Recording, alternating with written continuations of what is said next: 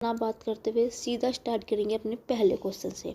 पहला क्वेश्चन समय क्या दे रखा है, यदि किसी व्यक्ति 30,000 की धनराशि बैंक में निवेश किया तथा 1.5 वर्ष के पश्चात 39,930 रुपये प्राप्त हुए। चक्रवृद्धि ब्याज वार्षिक ब्याज दर, जबकि चक्रवृद्धि ब्याज अर्धवार्षिक रूप से संयोजित है। आपको पता है कि पेपर में हमेशा दो क्वेश्चन जरूर आते हैं CI SI का। बहुत ही अच्छा, वेरी वेरी इंपॉर्टेंट क्वेश्चन आप कह सकते हो, क्योंकि इसमें क्या दे रखा है, अर्धवार्षिक रूप से संयोजित दे रखा है। ध्यान रखना बच्चों, वार्षिक रूप नहीं बोला है, अर्धवार्षिक बोला है। जब भी अर्धवार्षिक की बात की जाती है तो वहाँ पे आधा हो जाता है। बहुत ही शानदार क्वेश्चन है, इजी क्वेश्चन है कि इसको किस ट्रिक्स और ट्रिक से कैसे करेंगे वो मैं आपको समझाऊंगी आज। तो कोई यहाँ पे हमें दर लिख देनी है R, यहाँ पे T, दर हमें निकालनी है। समय हमें कितना लिखा, 1.5 वर्ष दे रखा है। 1.5 वर्ष का मतलब होता है 3/2। एक चीज़ हमेशा ध्यान रखना, ये एक नोट है, आप लिख भी सकते हैं, कुछ आप उसको याद भी कर सकते हैं, लिख भी सकते हैं, जैसे आपको ठीक लगता है। जब भी अर्धवार्षिक रूप की बात की जाती है तो वहाँ पे दर हमेशा आधी होगी और जो समय होगा वो उसका दुगना होगा। तो यहाँ पे क्या करेंगे, मैं 2 से गुणा कर दूंगी, तो करिए कितना, 3 वर्ष आ गए यहाँ पे। ठीक है, ध्यान रखना, फिर से समझा रही हूँ, जो दर होगी वो आधी होगी और जो समय है वो उसका दुगना होगा, मतलब उल्टा रेशो होता है इनके बीच में। ठीक है, जब भी अर्धवार्षिक रूप की बात की जाए। ठीक है, अब आपको यहाँ पे मूलधन मुझे कितना दे रखा है, 30,000 दे रखा है। ठीक है, और उसको इंटरेस्ट कितना, मुझे मिश्र धन कितना मिल रहा है, 39,930 रुपये। 0 से 0 कट गया। ठीक है, अब देखो इसको मैं थोड़ा काट देती हूँ, क्योंकि काट के थोड़ा ईजी हो जाएगी कैलकुलेशन मेरी। ये 3 से कटेगा, 1 2 3। ठीक है, 3 जो 1,000 आ गया। अब 3 से इसको काटूंगी तो 3 एकम 3, 3 3 9, 3 3 9, 3 एकम 3। ठीक है, इतना आपको इतना समझ में आया कि नहीं आया? नहीं, कोई भी आपको इस क्वेश्चन में दिक्कत है मुझे कमेंट सेक्शन में लिख के जरूर बताइए कि बच्चों आपको क्या चीज़ समझ में नहीं आ रही है। क्वेश्चन बहुत ही प्यारा क्वेश्चन है, ध्यान से समझेंगे इस क्वेश्चन को। ठीक है, अब हमारा समय कितना है, 3 वर्ष है। तो आपने क्या करना है, यहाँ पे अंडर रूट लगा देना और 3 यहाँ लिख देना है, जो घन क्यूब होगा ये होगा घन क्यूब। एक चीज़ ध्यान रखना, जो यहाँ पे होगा क्यूब होगा वो भी इसका ही क्यूब होगा, अलग अलग जो होंगे वो क्यूब ही होंगे। आपको पता है जो 1,000 जो 10,000 होता है वो 10 का क्यूब होता है। ठीक है, ये 10,000 हो, सॉरी 10,000 जो क्यूब होता है, जो क्यूब होता है वो 10 का क्यूब होता है। तो क्यूब से अंडर रूट का क्यूब हट जाएगा तो ये होगा 10 हो जाएगा। और ये कितना है यहाँ पे, ये है 1,331, ये होता है 11 का क्यूब होता है, तो ये 11 आ गया। अब इन दोनों के बीच में कितने का अंतर है, 1, मतलब जो इंटरेस्ट मिल रहा है वो 1 मिल रहा है। एक इंटरेस्ट किस पे मिलेगा, 10 पे मिलेगा। आपने लाभ और हानि प्रॉफिट एंड लॉस में क्वेश्चन बताया होगा कि जहाँ पे ये पहले जो नंबर होता है इस पे ही ब्याज लगता है। नॉर्मल सी बात है बच्चों, आप ही सोचो ब्याज किस पे लगेगा, जो पहले जो कम राशि होगी उस पर ब्याज लग के तभी ज़्यादा मिलेगा। ठीक है, तब भी मैं वो कहती हूँ कि मैं उसको जितना प्रैक्टिकल करोगे उतना जल्दी समझ में आएगा। तो 1 किस पे मिलेगा, 10 पे। तो 1 किस पे होगा, 1/10, तो 100 किस पे होगा, गुना 100। 0 से 0 कट गया तो कितना आ गया, 10 मिल गया। ठीक है, लेकिन आंसर यहाँ पे ख़त्म नहीं है। उसने बोला ये जो 10% आया है ये इसकी दर आई है, लेकिन उसने बोला है अर्धवार्षिक रूप से संयोजित है। अब मुझे बताइए ये 10% की दर कब बनी होगी, जब यहाँ पे 20% होगा तभी तो इसकी आधी होके 10% बनी होगी। क्योंकि मैंने आपको पहले ही बोला था कि जो दर होती है वो हमेशा अर्धवार्षिक रूप में आधी होती है। 10% तब बनेगा जब यहाँ पे 20 होगा, इसकी आधी ही तो 10 बनेगी। तो इसका करेक्ट आंसर कितना है, ऑप्शन नंबर बी इसका बिल्कुल करेक्ट आंसर है, 20%। बहुत ही प्यारा क्वेश्चन था। नेक्स्ट क्वेश्चन बढ़ेंगे अपने। सेकंड क्वेश्चन क्या है बच्चों, ध्यान से समझेंगे इस क्वेश्चन को भी। एक चुनाव में कुल मतों ने 35% मत प्राप्त करने वाला उम्मीदवार के 150 मतों के बहुमत से पराजित हो जाता है। दर्ज की गए मतों की कुल संख्या ज्ञात कीजिए। ध्यान से समझेंगे। आपको पता है कोई भी जो मत होगा वो 100% पे होता है। कोई भी चीज़ अपने 100% पे होती है। अब आप बताइए उसने क्या बोला है। तो टोटल मत कितने थे? 150 मत पराजित करने वाले थे। ठीक है, उसने बोला 35% जो चुनाव था वो उम्मीदवार जो है वो पराजित हुआ, मतलब 35% वाला जो है वो हार गया। अब मुझे एक वजह, जो 35% में हारा तो जीतने वाला कितने का होगा? 100 में से 35 हटा दूँगी तो कितना बचेगा? जो 65% वाला होगा वो जीत गया। ठीक है, नेचुरल सी बात है, 100% वाला 65% वाला जीत गया है 100 में से। ठीक है, और उसने क्या बोला है आगे, और ये जो 35 वाला जो हारा है वो 150 मतों से हारा है।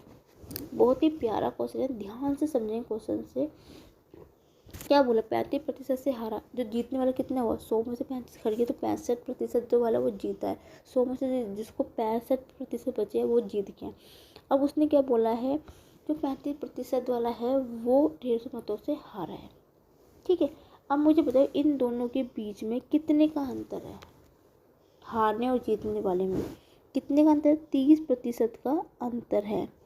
ठीक है, अब ये 30% का अंतर किसके बराबर होगा? इस 150 के बराबर होगा? नहीं होगा, क्योंकि ये 30% जो बीच का अंतर आ रहा है वो हारने वाले पे ही तो हारा है। जो हारने वाला 30% से हारा है जीतने वाले पे, तो ये 150 के इक्वल आएगा। ये चीज़ ध्यान से समझना, जीतने वाले के इक्वल 100% के इक्वल मत करना। बच्चे बहुत गलती करके आते हैं इस क्वेश्चन में। तो ये 30% किसके बराबर होगा? 150 मतों के बराबर होगा। तो एक कितने में होगा? 150 बटा 30, और 100 में कितना होगा? 100 से गुना कर देंगे, 0 से 0 कर दिए, 3 पंजे 15, कितना आ गया? 500 आ गया।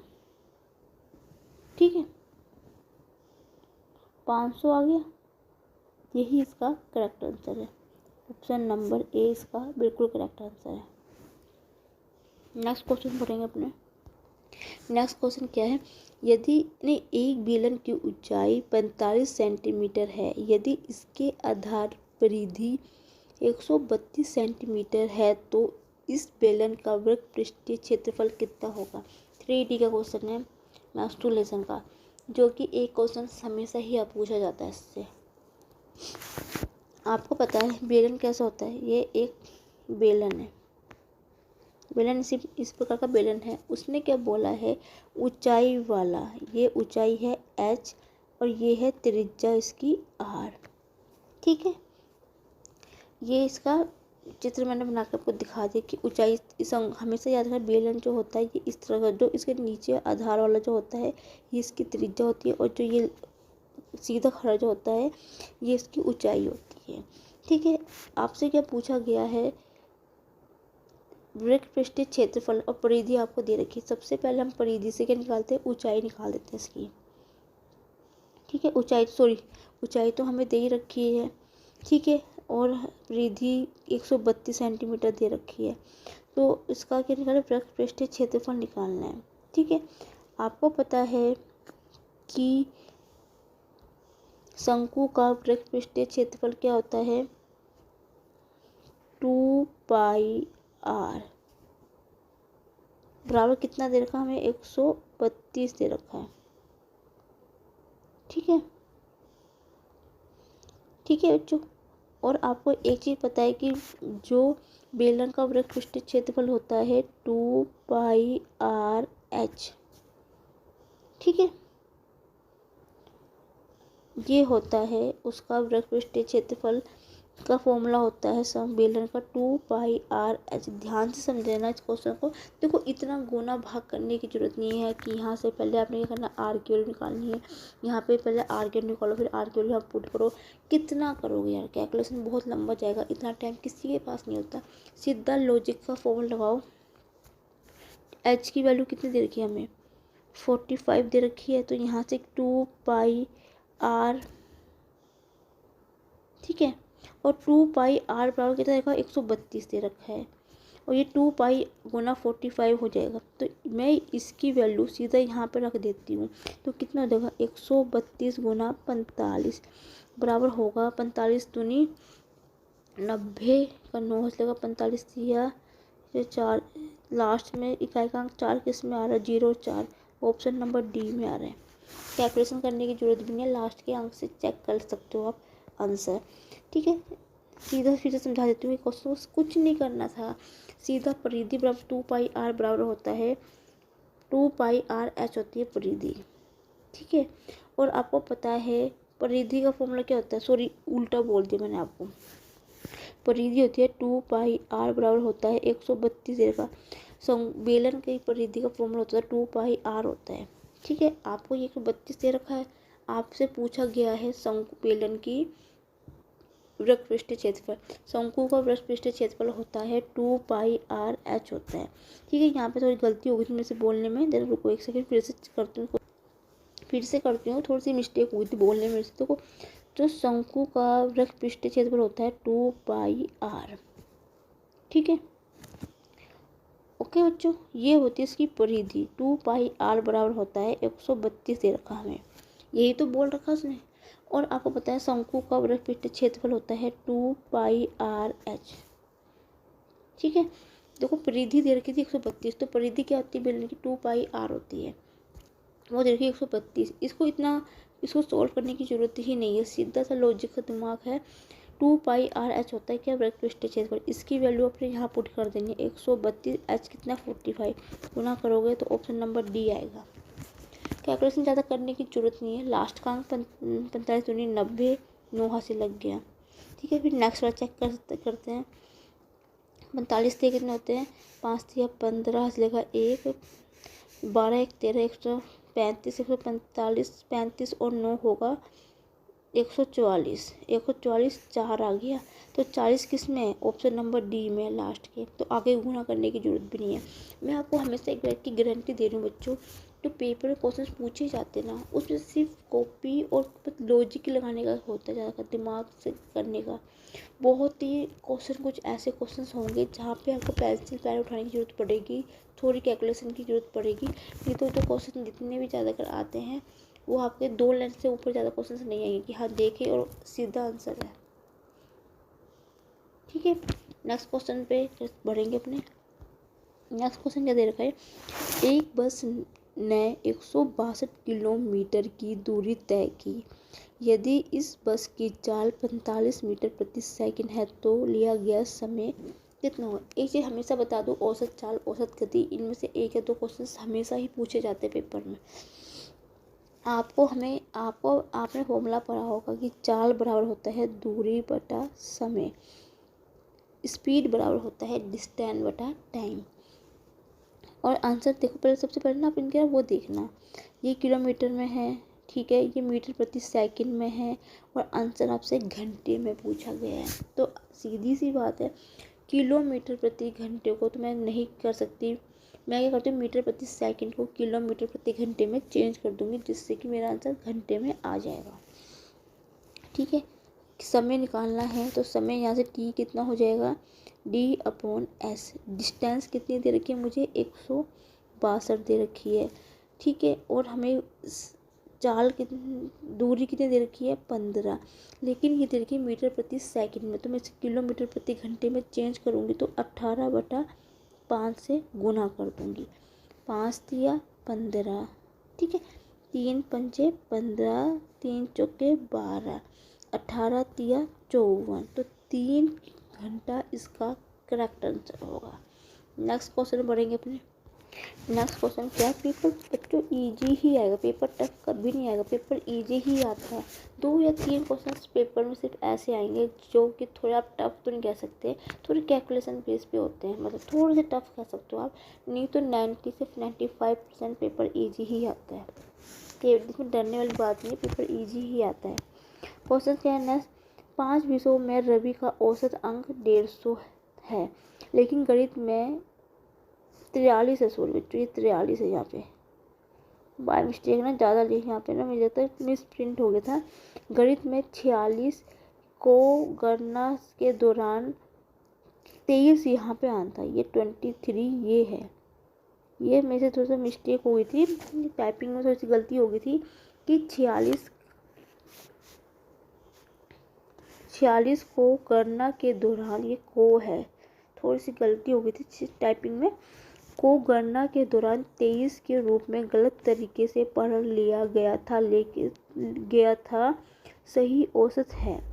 इसका मतलब क्या है, गणित जो रवि था उसकी तो 5 विषयों का औसत था 150 था। गणित में 46 नंबर थे जो कि गलती से 23 पढ़े गए थे। औसत वाले उसमें से एक क्वेश्चन हमेशा ही पूछा जाता है आपसे, हमेशा ही पूछा जाता है। जब भी आपसे इस टाइप का क्वेश्चन पूछे जाए तो आपसे क्वेश्चन को कैसे करेंगे। उसने क्या बोला है, 5 विषयों का औसत कितना दे रखा, 150 दे रखा हमें, यही दे रखा। अब उसने क्या बोला कि 46 के बदले 23 पर आ गया है। ठीक है, ठीक है बच्चों। तो कितने का अंतर आ रहा है इसके बीच में, 46 में 3 गए 2, 23 नंबर का अंतर आ रहा है। जो अंतर आ रहा है वो 23 अंक का। मुझे ऐसा क्यों लग रहा है क्वेश्चन, या मैंने कहीं पे मिसप्रिंट लिखा है, या मेरे से ये मैंने कहीं पक्का गलत लिखा है। तो एक सेकंड बच्चों, यहाँ पे 46 तो लिखा कुछ भी जाए आंसर सेम ही आएगा। चलो मैं इसी से करके देख लेती हूँ। 23 आएगा। अब ये 23 का जो अंतर आएगा, 23 का जो अंतर है किस विषयों पे आ रहा है, 5 विषयों में आ रहा है। तो 23 को 5 से मैं कर दूँगी भाग कर दूँगी।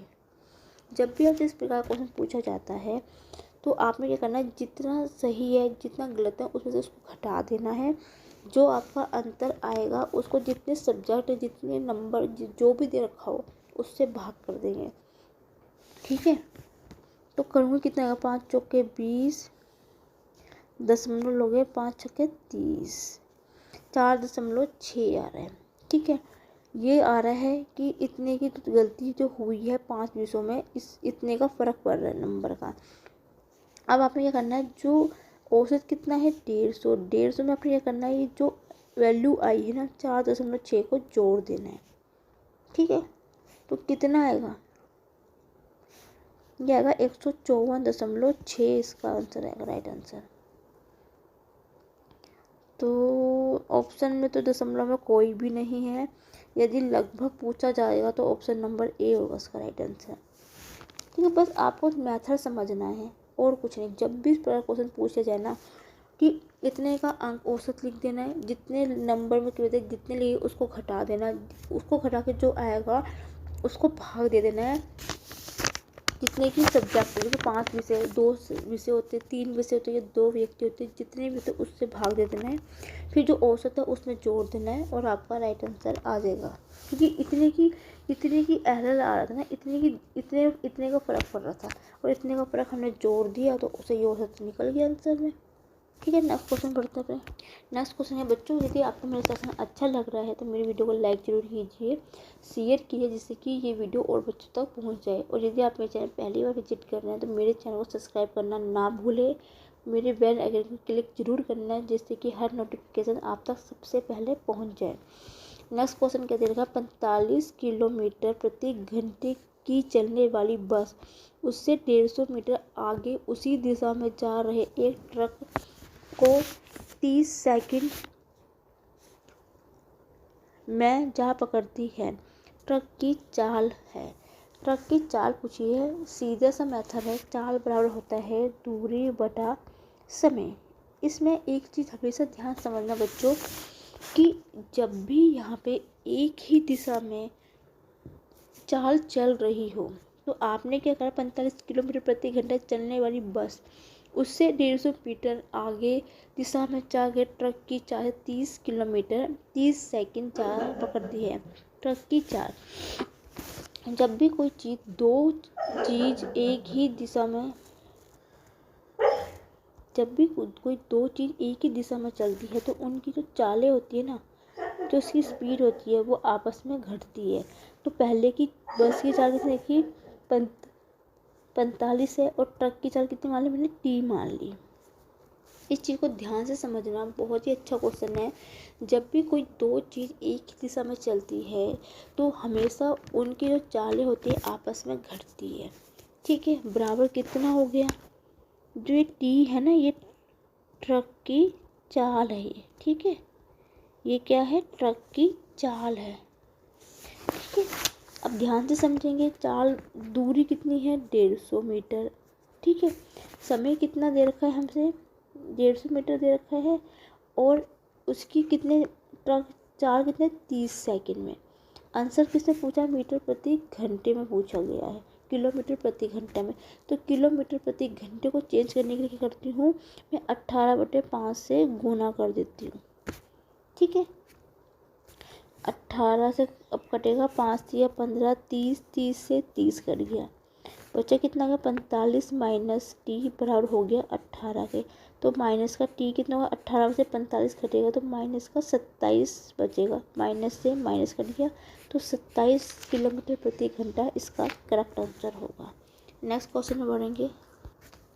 नेक्स्ट क्वेश्चन क्या है, एक वस्तु को 96 रुपये में बेचा गया है, यदि उस वस्तु से प्राप्त लाभ प्रतिशत संख्या में लागत मूल्य के बराबर हो तो उस वस्तु का क्रय मूल्य ज्ञात कीजिए। ये ऐसा क्वेश्चन है ना बच्चों, इसकी एक शॉर्ट ट्रिक समझाऊंगी आपको कि देख के ही आंसर आपका आएगा। जब भी आपको ऐसा क्वेश्चन पूछा जाए कि इतने रुपये बेचा गया है, उससे प्राप्त लाभ की संख्या में लागत मूल्य के बराबर हो, तो कुछ नहीं करना, आपने क्या करना है ना, 96 के ऐसे गुणनखंड करने हैं जिनके गुना करके 96, 16 छिक्के 96, ठीक है। आपने ऐसे गुणनखंड करने हैं जिनके आपस में गुना करके 96 आए, ठीक है। अब आपने क्या करना है, देखो यहाँ पे एक चीज़ ध्यान रखना, यहाँ पे एक संख्या है, यहाँ पे एक सिंगल संख्या है, तो आपने क्या करना है, यहाँ पे कुछ नहीं करना है, या आप यहाँ पे छोटी संख्या में एक जीरो लगा दीजिए, सीधा आंसर लिख दीजिए कि 60 है। नहीं तो आपने क्या करना है, यहाँ पे आपने क्या करना है, 10 से यहाँ पे गुना कर देनी है, तो ये कितना होगा, ये 160 होगा, और ये कितना हो जाएगा 60 हो जाएगा, ठीक है, ठीक है। आपने ऐसे करना है। या आपको ये चीज़ भी समझ में नहीं आ रही है, नहीं समझ में आई है, तो आपको ये चीज़ समझनी है कि जो आप इन नंबर की गुना कर रहे हो तो उनके बीच का डिफरेंस 10 आना चाहिए, ठीक है। यदि आपको ये चीज़ भी समझ में नहीं आ रही है कि नहीं, आपको कन्फ्यूजन क्रिएट हो रही है, तो आपने क्या समझना है कि आपने वो गुणनखंड करने हैं जिनके, ठीक है। मैंने सब कुछ क्लियर कर दिया है, मैं सीधा से एक ही फंडा बताऊंगी। आपने उन नंबर की वो गुणनखंड करने हैं संख्याओं का जिसका बीच का अंतर 10 हो, मतलब उन जो संख्या है उसके ऐसे फैक्टर करने हैं, ऐसे गुणनखंड करने हैं जिनकी गुना करने पर 96 आए और उनके बीच का अंतर 10 आए, ठीक है। 16 में 6 गुणा करूँगी 96 होता है, 16 छिक्के 96, अंतर करूँगी तो 10 आ रहा है। और जो छोटी वाली संख्या होगी, बड़ी संख्या जो छोटी संख्या होगी उसकी गुना 10 में कर देंगे तो 10 छिक्के 60, तो ऑप्शन सी इसका करेक्ट आंसर होगा। नेक्स्ट क्वेश्चन बढ़ेंगे अपने, पर देख के ही आंसर आना चाहिए, बस इस क्वेश्चन तो ऐसा क्वेश्चन है कि देख के ही आंसर मिलेगा आपको। नेक्स्ट क्वेश्चन बढ़ते हैं। नेक्स्ट क्वेश्चन क्या है, 4, 5 और 6 से विभाजित 3 अंकों की सबसे बड़ी संख्या। सीधा सा क्वेश्चन है, कुछ नहीं करना, इन तीनों को पहले अपने एलसीएम लेना है, ठीक है। 4, 5, 6 का एलसीएम लोगे तो कितना आएगा, 60 आएगा, ठीक है।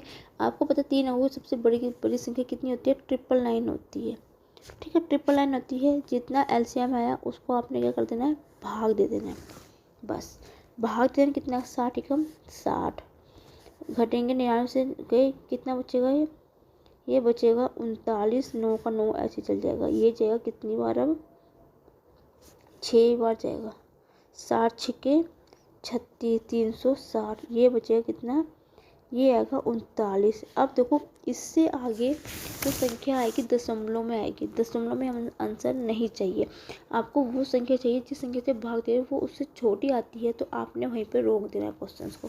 तो ये मुझे क्या मिल गया, रिमाइंडर मिल गया, रिमाइंडर मतलब शेषफल।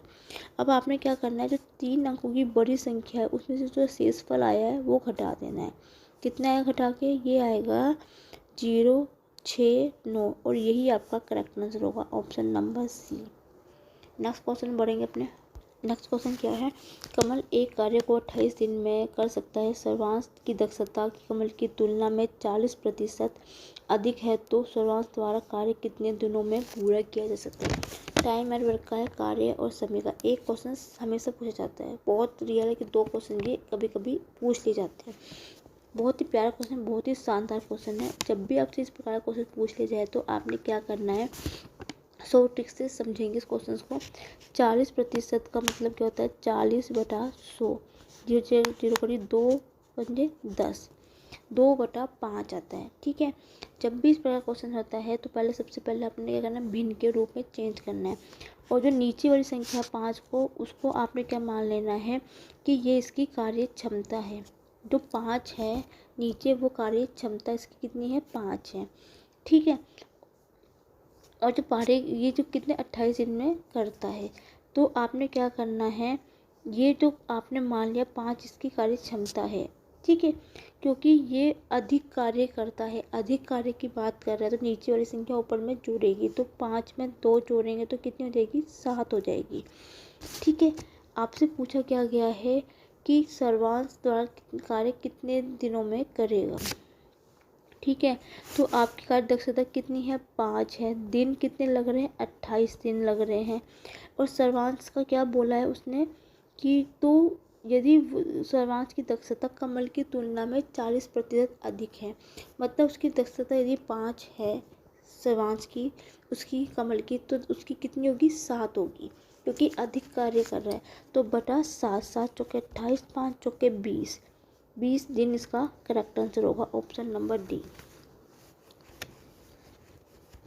ठीक है बच्चों, आज की क्लास हम यही ख़त्म करते हैं। कल आपके लिए और एक शानदार क्वेश्चन लेके आऊँगी जो कि आपके लिए बहुत ही यूजफुल। यदि बच्चों आप एसएससी की तैयारी करें, किसी भी कॉम्पिटेटिव एग्जाम की तैयारी कर रहे हो, तो आप मेरी वीडियो को ज़रूर देखिए। ये सभी क्वेश्चन जो मैं वो करवा रही हूँ, ये सभी एसएससी के मैथ्स के पेपर के लिए ज़रूरी है। पेपर सेम ही आता है क्योंकि चैप्टर वही होते हैं। यदि मैं बताऊँ कि नहीं, जो मैंने CHSCL की वीडियो बनाई है तो ये उसके लिए ही होगा, SSGD के लिए बनाई है उसी के लिए होगा, नहीं। आप तैयारी कर रहे हैं तो आप कोई भी क्वेश्चंस करेंगे तो सेम ही क्वेश्चंस पूछे जाते हैं, बस डाटा चेंज कर लिए जाते हैं, क्योंकि चैप्टर सेम ही होते हैं, क्वेश्चन सेम ही होते हैं, तो इसमें कोई डिफरेंस नहीं है। कल की क्लास में मिलते हैं बच्चों, उसके लिए गुड नाइट, शब्बा खैर। कल मिलते हैं, हंसते रहो, मुस्कुराते रहो और अपने माँ बाप का नाम रोशन कीजिए, तैयारी कीजिए, टाइम वेस्ट ना कीजिए फालतू का। ठीक है, सॉरी थोड़ा सा कैमरा थोड़ा सा वो हो गया था। एंड कल फिर मिलती हूँ नए सेक्शन के साथ, नए क्लास के साथ। उसके लिए गुड नाइट, शब्बा खैर। कल मिलेंगे, बाय।